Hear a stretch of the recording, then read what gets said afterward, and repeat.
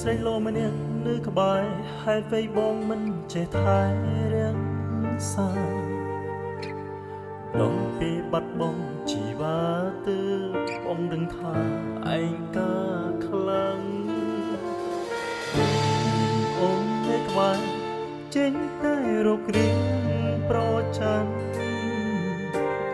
ចូលនឹងកំហុងកលយ៉ាងគ្រប់ពេលវេលាអូនជាមនុស្សស្រីល្អគ្រប់ដប់ហេតុអ្វីមកប្រសពមនុស្សក្បត់ដូចបងហ៊ានលាក់ក្រោយក្នុងស្ងួនមានស្រីដូចទេអងសង្សារបងអើយបងសន្ទុំផងស្រីលើកលែងទៅអង្គជាថ្មីតើបានទេកុំហុំគ្រប់គ្នាបងអ្នកបងក៏បងមិនល្អ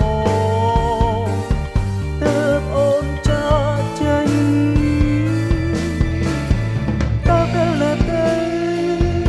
ទើបស្ងួនអូនវិលមកវិញមកបងទំទិញតែឈ្មោះត្រង់